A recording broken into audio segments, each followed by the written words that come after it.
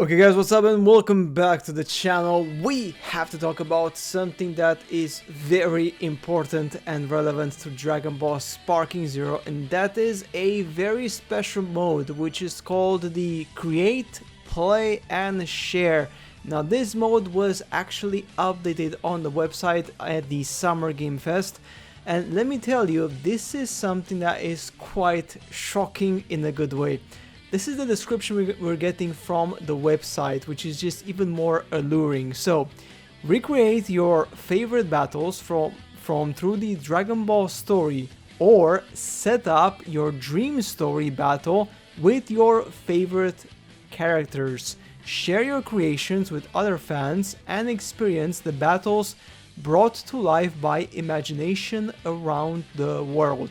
Now there's some really key aspects here which just makes this so intriguing. The first one is that you can create and then you can share. So as you guys know, in the previous Budokai Tenkaichi games, you can just create versus modes, versus duels, whatever, and that would be your fantasy creation, but it would just be a standard 1v1.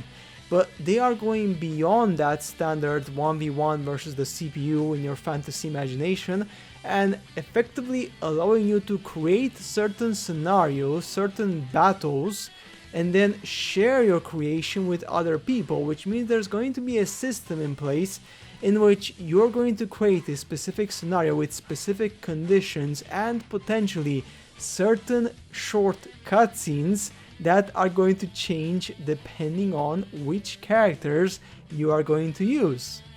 Now this is genuinely mind-blowing because the amount of creativity and infinite content you can just bring from this is crazy. For example, you want to create a story which evolves around the fact that Goku became evil and now Piccolo and Krillin and Yamcha and Tien Han have to effectively fight against Goku and kill him, otherwise Goku is going to destroy planet Earth.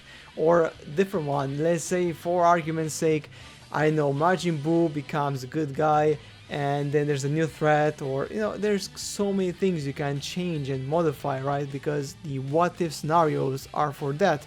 Or for example, another one which would be crazy in the Dragon Ball Super, like in the Tournament of Power, things change, like Universe 12 wins and not, Universe 11 wins. So there's just so many things there which you can change. So my question is here, guys, is the following: how is this system going to work? There's multiple ways. So one way is that you create a scenario and then you kind of upload that scenario for other people to effectively download it and play it.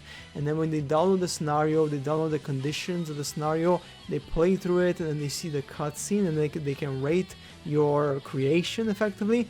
When you do your creation, you could maybe set up the environment, the players, who you fight against, what are the conditions, what are the health parameters. So effectively you can pretty much like create a virtual fantasy Dragon Ball story, so to speak, to effectively build it based on your own imagination. And this is where things get really interesting, because people are going to be sharing this on TikTok, on YouTube, on Twitter. Like, people are going to be sharing all their creations, and you can literally live and breathe the world of Dragon Ball like you've never done before, which is exactly what they want to do with this, because then you can effectively create unlimited offline content.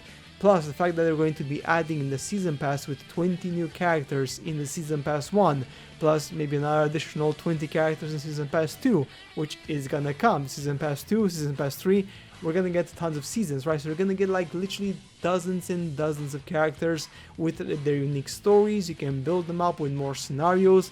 It just blows my mind how you can literally create like infinite amount of scenarios and stories with the characters in the game.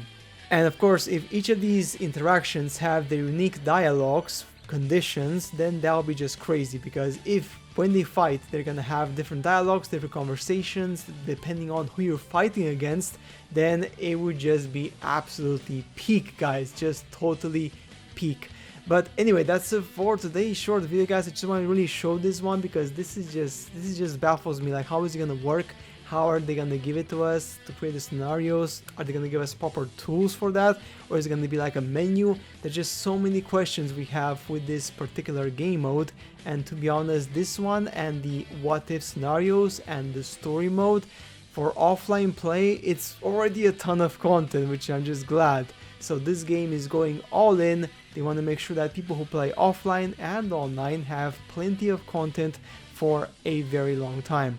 So guys, really exciting. This mode is definitely going to make a ton of people happy, including myself, because it's just gonna be so cool to basically bring to life your fantasies in Dragon Ball like you've pretty much never ever done before and like you've always really wanted to. But guys, that's it for today's video. Make sure to subscribe to the channel, leave a like, because we're gonna cover, like I said before, Dragon Ball Sparking Zero, about this all the time. Any new information, videos, I'm gonna talk about this, and of course guides when the game comes out with gameplay guides and styles and PvP and whatnot. So guys, make sure to subscribe to the channel, leave a like, and of course I shall see you in the next videos.